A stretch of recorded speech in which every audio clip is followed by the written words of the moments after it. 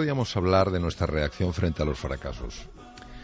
Me parece muy interesante, porque yo creo que en muchas ocasiones, bueno, no en muchas ocasiones, especialmente los que somos padres, no estamos sabiendo educar a nuestros hijos para la frustración. Sí, eso es así, pero fíjate, no solo ya los padres respecto a sus hijos, yo creo que nuestra sociedad ha establecido una relación muy pobre con el fracaso. O sea, el fracaso, y sobre todo porque no hay un éxito que no vaya precedido normalmente de bastantes fracasos. Entonces, a mí me gusta recordar esa frase, ¿no? Que un triunfador fue un perdedor que nunca se dio por vencido, ¿no?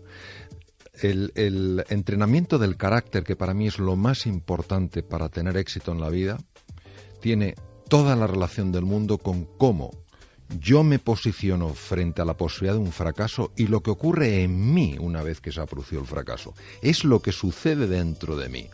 ¿Qué me digo a mí mismo? ¿Dónde estoy llevando la atención? ¿Qué preguntas me hago? Si la pregunta que me hago es ¿por qué esto me pasa siempre así? Lo único que voy a generar, lo único que voy a crear es un daño profundo en mi autoestima. Sí.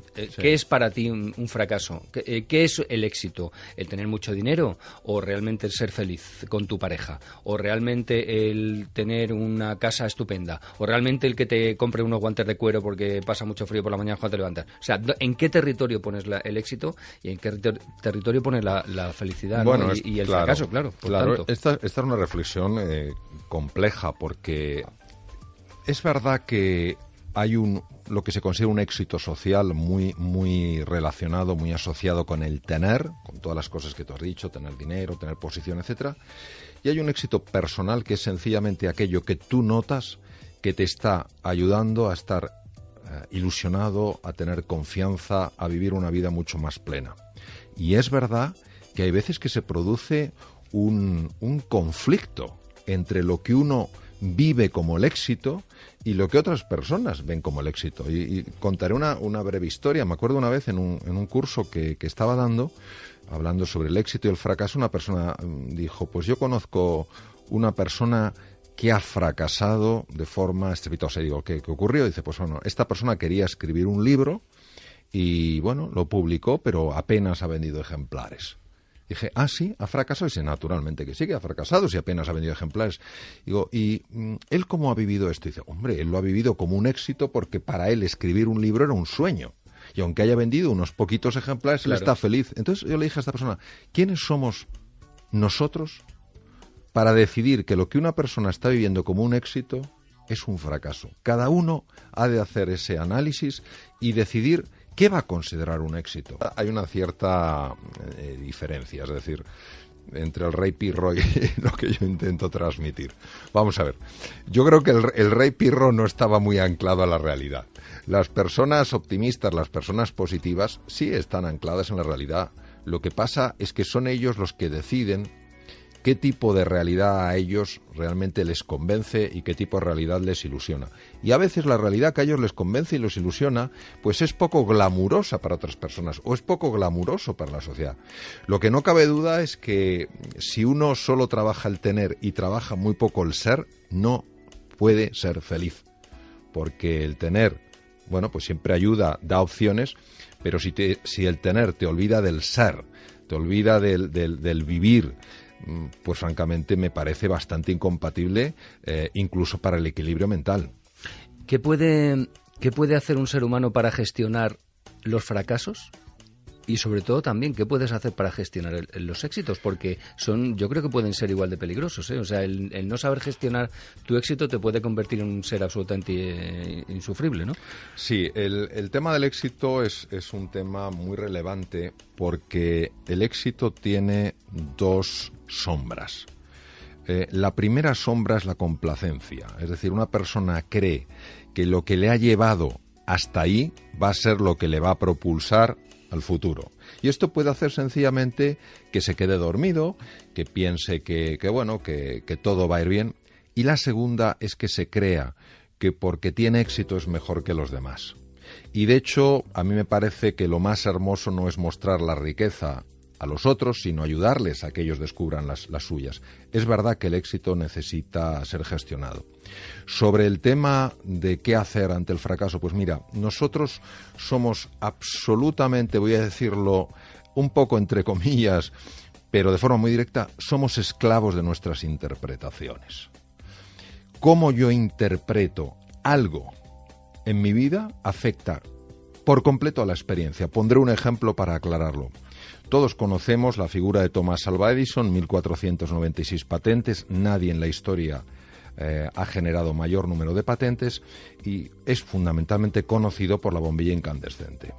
El problema que tenía Edison no era hacer el vacío lo hacía perfectamente, el problema era que los filamentos no aguantaban. Hizo montones de pruebas, incluso en una ocasión utilizó un queso francés porque al parecer el filamento aguantaba más el calor. En una ocasión, sin embargo, cometió un error, hizo mal el vacío, obviamente sin saberlo, pasó la corriente eléctrica, había una cámara de aire y explotó. Entonces él estaba con un investigador que tiene un nombre muy complicado en su época. No, reconoce que no te lo sabes. No, lo llegué a saber, pero se me olvidó. Entonces los dos se cayeron de la silla, más por el susto que por la envergadura de la explosión, y el investigador que estaba con Edison se quedó sorprendido al ver que Edison estaba escribiendo en su famosa libreta. Y le dijo: Thomas, ¿pero qué haces? Tú y yo a punto de morir. Claro, usted me estaba frustrado después de tantísimos intentos y sin ningún resultado. Tú y yo a punto de morir, y tú escribiendo. ¿Me puedes decir qué escribes? Y Edison contestó: es que en algún momento puede ser interesante saber cómo se hace una explosión con una bombilla. Tú fíjate qué interpretaciones tan diferentes. Thomas Alva Edison tiene otra anécdota muy buena con el tema de los éxitos y los fracasos. Y es que después de 1000 intentos de haber hecho la bombilla, en una entrevista le preguntaron que si estaba muy frustrado, ¿no? Y dijo, bueno, pues no, porque he descubierto 1000 maneras en las que no se debe hacer. Claro. Es una relación completamente distinta. ¿Sabes lo que pasa? Que en el tema del éxito, personas que alcanzan el éxito son felices en lo que hacen, ayudan a la humanidad pues a encontrar nuevas oportunidades, etcétera, se presenta solo la parte glamurosa. Y la parte glamurosa tiene muy buena venta, que es cuando la persona ha hecho su descubrimiento, pues cuando a Edison le entrevistan, cuando Edison en su laboratorio de Menlo Park es un hombre súper conocido, pero no cuentan la otra parte. Cuentan la cantidad de veces que tuvo esos errores, efectivamente, claro. Por lo menos se considera que hizo más de 1000 intentos para un bien incandescente, la cantidad de gente que le consideró un loco, el esfuerzo que tuvo que hacer, eso se pasa, porque eso no es tan fácil de comprar. La determinación, la persistencia, la paciencia, la fe, el esfuerzo, es más difícil de comprar. Pero en el fondo, lo que se demuestra es que el éxito ocurre en personas que llegan a hacerse inasequibles al desaliento, que lo que hacen es sencillamente interpretar eso como algo que no ha funcionado y como la exigencia de probarlo de una manera un poco diferente. Y mientras no nos demos cuenta que eso es parte de la carrera del éxito, no va a haber manera de poder relacionarnos con el fracaso de una forma distinta. Pues hoy me gustaría hablar de la importancia que tiene la atención, es decir, la manera en la que nosotros enfocamos nuestra atención, por el impacto tan grande que tiene en la salud, por el impacto que tienen las relaciones personales y por cómo afecta a nuestra capacidad, por ejemplo, para resolver problemas, para analizar las cosas con profundidad, incluso para ser creativos. Y cuando hablamos de la atención solemos considerarlo de una forma un poco superficial. A mí me gustaría hablar de una atención más profunda, es decir, de lo que se llama el foco, de cómo enfocas tu mente. Por ejemplo, nosotros sabemos que la mayor parte del pensamiento que tenemos, que es un pensamiento automático, es dañino para la salud. ¿Cómo? Sí. No me asustes. Sí, porque nosotros tenemos en nuestra cabeza una jaula de grillos. Entonces tú fíjate, por ejemplo, cuando las cosas van todas bien, pues la gente es especialmente simpática, cuando nos salen los temas que nos interesan bien, bueno, pues ahí el pensamiento está bastante tranquilo, ¿no? Pero cuando nos encontramos con las típicas dificultades en la vida, lo que sea, llegamos tarde a un sitio o alguien no nos trata con la cortesía o el afecto que nosotros esperábamos, fíjate cómo el pensamiento empieza a revolvernos en un proceso que se llama la rumiación mental. Y cómo a veces, pues un incidente que hemos tenido por la mañana, de algo desagradable, aunque no sea una cosa muy importante, puede incluso afectarnos a lo largo del día. Cuando yo aprendí de uno de mis maestros, que es un cardiólogo norteamericano que había estado en la India con el Dalai Lama y con un montón de expertos en meditación, cuando él nos explicaba o me explicaba la importancia de parar llamaba el tren de pensamientos perturbadores, yo no lo entendía muy bien, ¿no? Pero ya sí que lo entiendo. Y lo que ocurre es lo siguiente. La mejor manera de evitar que este pensamiento que está constantemente bombardeándonos y que nos genera un mal estado de ánimo y que además afecta seriamente a la salud es sencillamente la atención. ¿Qué quiero decir con la atención? Es que tú dejes de prestar pues precisamente eso, tu atención, dejes de mirar ese pensamiento y te enfoques en otras cosas. La simple puesta de atención en la propia respiración calma ese tren de pensamientos perturbadores. Depende mucho de la sensibilidad de cada ser. O sea, no todo el mundo tiene la misma sensibilidad para determinadas cosas. Hay uno que viene a la radio por la mañana y como el señor de abajo que te abre la puerta no te salude, ya empieza mal el día y ya te ha jodido, ya te ha torcido. Pero hay gente que no, hay gente que se la refanfinfla. Entonces yo creo que también depende de cada uno, ¿no? De cómo a ti te afectan esos factores externos, ¿no? Eso es así, ese es el gran desafío de los procesos que se llaman de meditación, de que la palabra meditación sencillamente viene del sánscrito y lo que quiere decir es familiarizarse con la mente y con aspectos profundos. Eso es verdad. Lo importante es saber que el simple ejercicio, el simple entrenamiento en volver tu atención de ese tren de pensamientos perturbadores, de esa rumiación constante, el hecho de traerlo a la respiración, aunque tengas que hacerlo 100 veces y 200 veces, lo importante es saber que eso está siendo efectivo. Ahora, eso deja de ser efectivo si te enfadas porque la atención se vaya. O sea, esto es muy sutil, los mecanismos son muy sutiles, son 4 o 5, pero hay que conocerlos. Entonces, sí, esto es como un perrito, se suele poner el ejemplo de un cachorrito, ¿no? Un cachorrito, bueno, que tú lo miras y es una preciosidad y tiende a irse a un sitio. No se te ocurre pegarle un grito, ni se te ocurre tirarle de la correa a lo bestia y hacerle daño. Sencillamente te das cuenta de que, bueno, tiene esa tendencia a irse y lo llevas. Es en el momento en el que una persona se enfada consigo misma y dice, es que yo no puedo hacer esto, es que no hay manera, tal cual, donde deja de funcionar. Quizás sea por lo que decimos que cuando tú estás negativo atraes cosas negativas. ¿Es una manera burda de explicarlo? No, es una manera que tiene todo el sentido del mundo. Es decir, hay una cosa que es totalmente contraintuitiva y si realmente fuéramos capaces de entender esto, o sea, no de saberlo, sino de verdad comprenderlo, nuestra vida daría un giro absoluto, que es poner resistencia a las cosas. ¿A qué me refiero?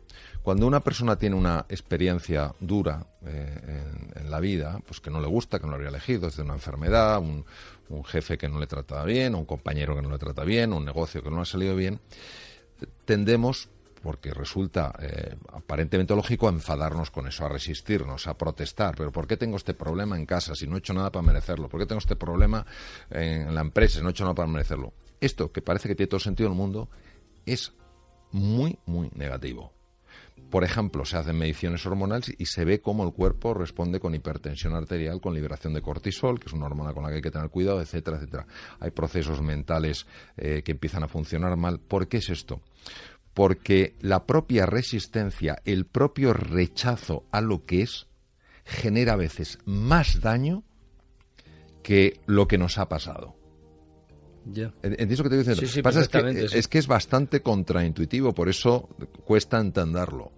Por eso lo que se resiste persiste y lo que se acepta, que sencillamente no es que uno disfrute o lo hubiera elegido, sino sencillamente lo asume como la realidad, entonces empieza a perder intensidad. Bueno, realmente eso es el elaborar el duelo de una pérdida por una muerte o por por ejemplo, en un proceso de duelo, que son situaciones pues muy duras, que todos probablemente hemos pasado en un momento por una de ellas, cuando uno se resiste y se enfada y se frustra, está generando mucho daño y puede quedar atrapado en esas emociones tan tóxicas. Cuando uno asume que el dolor es parte de la existencia humana, que obviamente ninguno lo elegiríamos voluntariamente, pero que el sufrimiento es optativo, diferencia entre dolor y sufrimiento. Dolor es algo, como decía, consustancial con nuestra naturaleza, y sufrimiento es el dolor que yo añado al montar un discurso que, lejos de ayudarme a ganar en serenidad y en aceptar que el dolor existe, pero que yo puedo seguir teniendo una vida a partir de ese momento, me encarcela totalmente y me bloquea. Pasa es que cuesta verlo. A mí me llevó... Sobre todo sin tener mecanismos en tu poder, ¿no? Sin tener conocimiento. Claro. Lo que pasa es que cuando conoces algunos resortes de la mente, a mí personalmente el tema de la aceptación, entenderlo con una cierta profundidad, lo cual no quiere decir que me sea fácil, me llevó 2 años de investigación y de trabajo, porque es tan contraintuitivo. Y pasa lo mismo cuando hablamos del foco de la atención en la meditación. O sea, no hay ningún problema con que la mente se disperse. El problema es cuando te enfadas porque se dispersa. Y es verdad lo que dices, que hay personas que les es más fácil y otras que no, porque se sabe, uno de mis mentores fue el que lo descubrió, que que hay personas que nacen con una predominancia del hemisferio cerebral izquierdo. Estas personas se toman la vida con mucha más alegría, con mucha más tranquilidad, es decir, de manera natural tienden a ver el vaso medio lleno. Hay otras personas que nacen con una predominancia del hemisferio cerebral derecho y tienden a ver el vaso medio vacío. Lo que sí se ha visto es que cuando una persona deja de resistirse tanto a las cosas, es decir, las acepta, diferencia entre resignación y aceptación.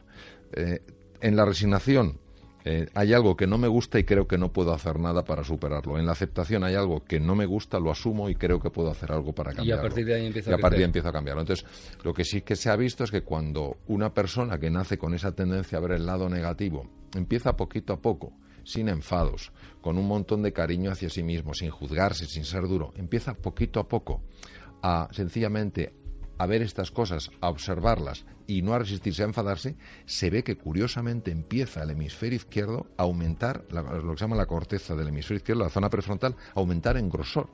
Es decir, una persona que nace con esa tendencia negativa y pesimista, es muy importante que sepa, y aprovecho la oportunidad de estar aquí para comentarlo, que no está ni mucho menos condenada a ser negativa, sino todo lo contrario. Si te gustó nuestro video, te invitamos a dejarnos un like y compartir el enlace con tus amigos y contactos. Déjanos tus opiniones en la caja de comentarios, nos emociona responderles. Te invitamos a que te suscribas a nuestro canal y no olvides activar la campana de notificaciones para que no te pierdas todos nuestros videos y que seas el primero en verlos. Muchas gracias por ver el video y tu tiempo. Nos vemos en el próximo video, amigos.